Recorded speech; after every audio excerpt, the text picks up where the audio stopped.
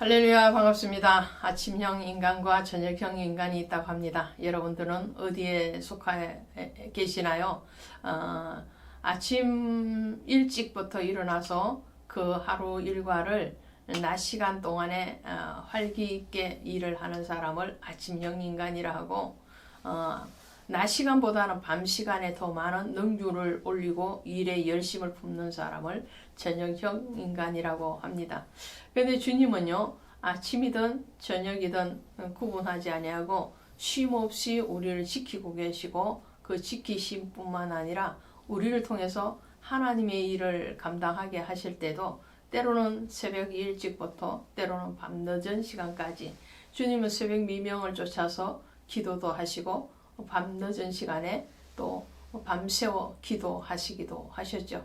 그런 의미에서 우리가 어느 편에 속하였든지 끊임없이 주님의 안에서 동행되어짐에 대해서 감사를 하면서 하루하루를 살아간다면 그 삶은 정말 복되고 거룩한 하나님과의 동행의 삶이 되지 않을까 싶습니다. 오늘 그런 의미에서 바이블 스토리 산책도 쉬지 않고 주님과 동행을 합니다. 오늘 마태복음 14장 갈 텐데요. 14장에 가시면 세례 요한의 죽음, 그리고 오병이어의 기적, 그리고 예수님이 무리를 그르시는 사건들이 나타나고 있어요. 이 복음서의 특징은 예수님의 출생부터 그리고 십자가의 죽으심까지 기록하고 있는데, 예수님이 직접적으로 하신 말씀들이 많이 나타나 있고 그분의 사역을 중심으로 기록되어진 것이 복음서죠. 그 또 하나의 특징은 이 마태복음에 기록되어진 것이 마가복음이나 또 누가복음이나 요한복음에도 기록되어져 있다라는 거죠. 이 세 가지의 사건도 마찬가지입니다. 다른 복음서에서도 기록되어져 있습니다. 그러함에도 불구하고 오늘 14장에서 우리가 살펴보기를 원하는 것은 세례 요한의 죽음과 물 위를 걸으신 예수님의 사역을 통해서 은혜를 나누려고 합니다. 오병이어의 기적에 대해서는 사복음서에 다 기록이 되어져 있습니다. 그만큼 오병이어의 기적이 굉장한 하나님의 사역적인 의미가 깊고도 많다라는 것을 알 수가 있겠죠. 자, 우선 세례 요한인데요. 이 세례 요한과 예수님은 떼놀러야 떼놓을 수 없는 관계죠. 왜냐하면 예수님의 사역의 길을 예비하기 위해서 하나님이 보내신 자가 바로 세례 요한입니다. 세례 요한에 대해서는 사복음서에서 다 기록하고 있어요. 근데 이 세례 요한은 말라기에서 기록되어진 오리라 한 그 엘리야의 사역이 세례 요한의 사역이고, 그 사역은 어떻게 시작이 되는가 하니까 마태복음 3장에 가시니까 회개하라 천국이 가까웠다. 이렇게 광야, 유대 광야에서 외침으로 시작을 하지요. 그리고 그 외침의 사역의 끝이 바톤 터치를 예수님께 하게 됩니다. 예수님이 오시기로 한 그 유대 땅에 유대 백성들의 심령의 밭을 일구는 것, 그 초림 예수 그리스도를 영접하기 위한 그 죄 사함의 은총을 외치는 그런 사역이 바로 세례 요한의 사역이었고, 또 그의 이름과 같이 예수님에게 세례를 베푸는 사역이 세례 요한의 사역이죠. 그러면서도 세례 요한은 예수 그리스도가 누구신지를 정확하게 아는 메시지를 내놓게 되는데요. 그것이 바로 보라, 인류의 죄를, 모든 세상의 죄를 지고 가는 하나님의 어린 양이로다. 어린 양. 그 어린 양인 줄 알고 그것을 외쳤던 사람. 그 사람이 바로 세례 요한입니다. 그러면서도 끊임없이 주님 앞에서는 겸손한 종의 자리에서 떠나지 않는 사람이 바로 세례 요한이었죠. 그런 세례 요한이 사역을 이제 마무리 짓는 단계가 오늘 14장 1절부터 나오는 헤롯에 의한 죽음입니다. 순교자의 길을 가는 거죠. 그의 삶 전체가, 사역 전체가 순교자의 사역이었는데 그 마지막 최후가 그의 목이 참수당하는 그런 죽음의 자리를 갑니다. 사명이 다했다라는 거죠. 사명을 다하고 하나님 앞에 부름을 받는 그 모습이 우리의 모습, 우리의 생각으로는 그가 참 슬픈 모습으로 가는 거죠. 그렇지만 하나님에게서 이 세례 요한이 가야 되는 그 길은 앞으로 이제 제자를 비롯한 예수 그리스도의 십자가의 길을 걷는 자들에게 당당하게 그 길을 가게끔 하는 그런 피의 순교자의 그 길에 대해서 어떤 의미적인 것을 부여하지 않는가 합니다. 자, 헤롯 안디바죠. 이 당시에 헤롯은 안디바로서 BC 4년부터 AD 39년까지 유다 땅을 통치한 분봉왕입니다. 근데 이 헤롯이 그의 동생의 아내인 헤로디아를 취하게 되는 거죠. 여기에 대해서 이 세례 요한도 당시에 많은 사람들과 함께 이 결혼이 부당하다라고 주장을 하게 됩니다. 그의 동생의 아내라면 정치적으로나 또 율법적으로나 아니면 또 도덕적으로나 옳지 않는 관계죠. 그 관계에 대해서 지적을 하게 되고 여기에 대해서 분노를 한 그 아내였던 헤로디아와 그의 딸의 어떤 주장에 의해서 헤롯이 이 세례 요한을 감옥에서 꺼내서 참수를 시키게 됩니다. 이러므로 인해서 예수님의 길을 예비했던 세례 요한의 인생이 그야말로 끝까지 죽기까지 순종하는 그리고 불의에 맞서서 죽기까지 대항하는 그런 두 측면을 가지고 있죠. 하나님과 예수 그리스도께는 끊임없는 낮아짐과 순종 그리고 불의한 사단의 세력이요 또 로마의 압제하에 있던 권력에 대해서 또 부당한 어떤 일들에 대해서는 거기에 대해서는 절개를 굽히지 않는 그런 세례 요한의 곱고 그리고 겸손한 그의 인생을 보게 됩니다. 그리고 난 뒤에 또 하나의 사건을 우리가 볼 텐데 22절부터 나오는 예수께서 무리를 걸어가시는 사건인데요. 이 사건은 오병이의 기적이 일어나고 그 다음에 나타나게 됩니다. 마가복음에서도 나타나고 요한복음에서도 이 사건이 나타나는데요. 오병이의 기적이 일어나고 난 뒤에 많은 무리들이 예수님을 왕과 같이 옹립을 하려고 하는 그런 무리에 의해서 예수님이 높임을 받으시는 그런 상황에 오는 거죠. 왜냐하면 이 먹고 삶의 문제를 해결하는 것은 예수님의 당시뿐만 아니라 지금도 마찬가지입니다. 대통령이 혹은 왕이 백성들을 평안하게 해준다면 그 백성들은 그만큼 좋은 것이 없는 거죠. 근데 오병이어의 기적을 통해서 5,000명이 먹고도 12바구니를 거두는 그런 놀라운 기적 앞에서 많은 무리들이 예수님을 추종하는 것은 당연한 거죠. 근데 그 추종을 피해서 예수님이 얼른 길 건너편으로 가시게 되죠. 그런데 그 뒤를 누가 따라오냐면 제자들이 따라오는 거예요. 마가복음에 마태복음 6장 47절 이하에 가면 이렇게 돼 있어요. 저물매 배는 바다 가운데 있고 예수는 홀로 무태 계시다가 바람이 거스림으로 제자들이 괴로워 놓아졌는 것을 보시고, 그렇게 돼 있어요. 그러니까 예수님은 지금 묻히라고 하는 육지죠.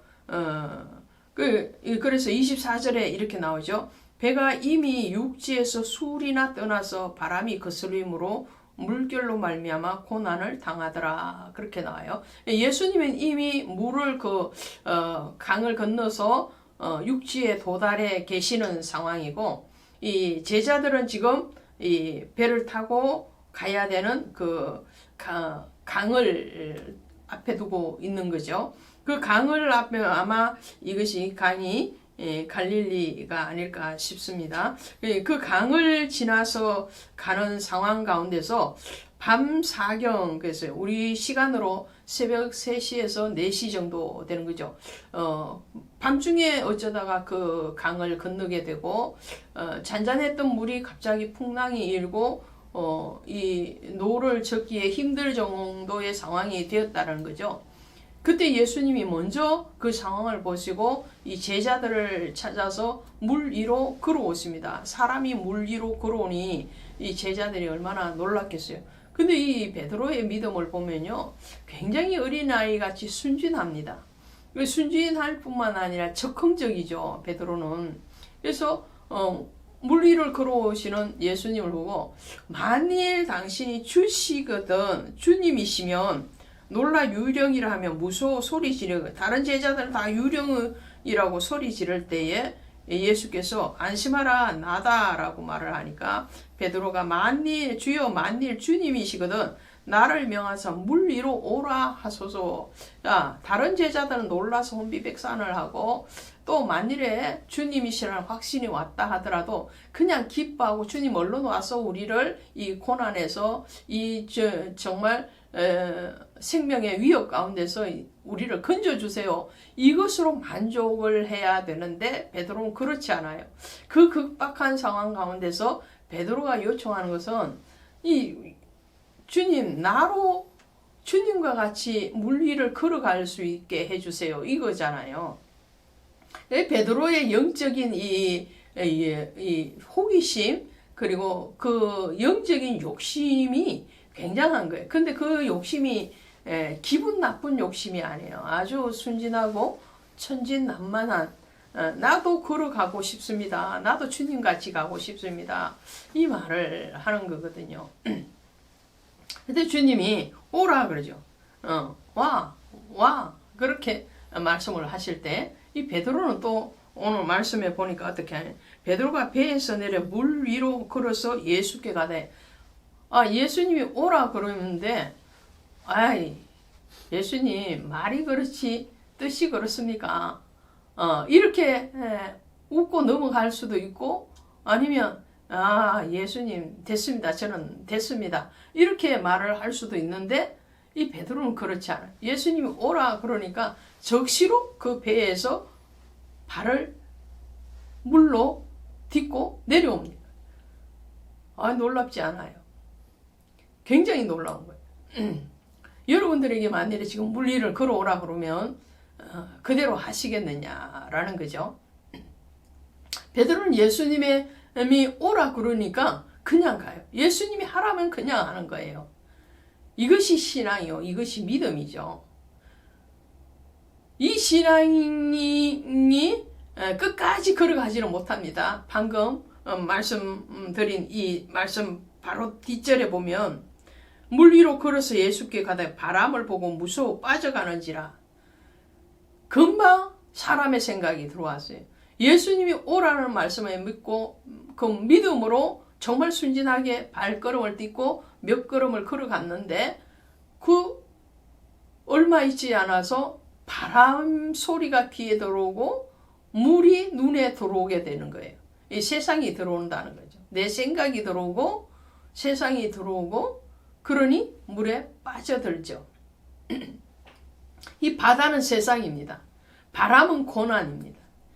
세상의 길을 걸어갈 때에 우리가 믿음으로 걸어가면 승리할 수 있지만, 그 믿음이 연약해지기 시작하면 빠져드는 거예요.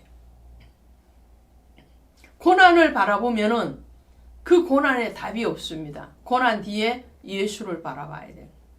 예수를 바라보고 가야 되는데 예수 보다가도 금방 바람 소리가 귓전에 들려지고 눈이 떠여져서 봐야 되는 믿음을 보는 것이 아니라 세상을 바라보게 되면 빠져드는. 그때 예수님이 손을 내밀어서 그를 얼른 건져내시면서 하시는 말씀이 무엇입니까? 믿음이 작은 자여 왜 의심하였느냐 하시고, 믿음이 작은 자여 그랬어요. 믿음이 작은 자야.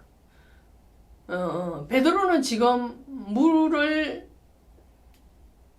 물 위를 걸어가는 그런 기적, 그러함에도 불구하고 12제자 중에서 물 위를 걸어간 사람은 이 베드로밖에 없습니다.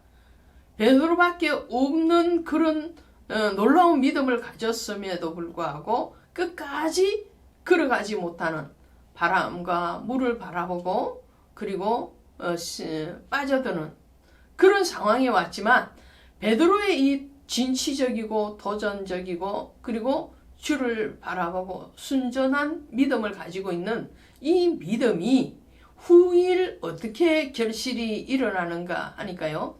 사도행전 3장에 가시면 오순절 사건이 일어난 직후 베드로와 요한이 매일 예루살렘 성전에 올라가서 기도하는 시간을 가지죠. 그때에 어느 날 이 베드로 앞에 나면서부터 안전뱅이가 된 그 안전뱅이가 앉아서 구걸을 하죠. 내게 자비를 베풀어 주세요. 돈을 요구하는 거예요. 먹을 것을 요구하고.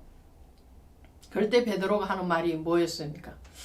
내게 은과 금은 없거니와 너가 요구하는 이 돈은 내게 없지만 내게 있는 것으로 내게 주노니 곧 나사렛 예수의 이름으로 일어나 걸어라. 곧 나사렛 예수의 이름으로 일어나 걸어라. 그랬을 때 이 안전뱅이가 벌떡 일어나서 걸어서 걷기도 하고 뛰기도 하며 성전에 들어가서 찬미를 하는 것을 보게 됩니다. 자, 베드로의 그 신앙, 사도행전에서 안전뱅이에게 내게 있는 것으로 내게 주노니, 내게 있는, 베드로에게 있는 것이 뭐였다는 거예요? 예수가 있었다는 거예요. 예수. 오늘 이 마태복음 14장에서도 물 위를 걸어갈 때에 주님께 요청하죠. 만일 주님이시거든 나로 명하여 물 위를 걸어오라 하소서. 주님이 명령하시면 하겠다라는 거예요. 주님이 말씀하시면 되겠다는 거예요. 주님이 내게 명령하시면 나는 거기에 순종하겠다라는 거죠. 그 신앙이 베드로의 신앙. 그러니까 베드로가 덜컥덜컥 넘어지듯이 주님을 모른다고 부인하기도 하고 금방 십자가지로 못 갑니다 하고 길을 가로막기도 하고 그런 실수도 많은 사람이 베드로였지만 그 이면에는 주를 향한 그 열심이 또한 있었다라는 거죠. 그리고 그 주님의 말씀하심에 대해서 의심할 때도 많이 있었지만 반대로 그 말씀의 능력에 대해서 믿는 자가 바로 베드로였다라는 것을 오늘 우리가 기억한다면 오늘 우리가 때때로 넘어지고 때때로 미약한 믿음을 드러낼 때도 있겠으나 결국은 내게 있는 것으로 내게 주노니 곧 나사렛 예수의 이름으로 일어나 걸으라 라고 외치는 강하고 담대한 믿음이 드러날 때도 있으리라 믿습니다. 고맙습니다.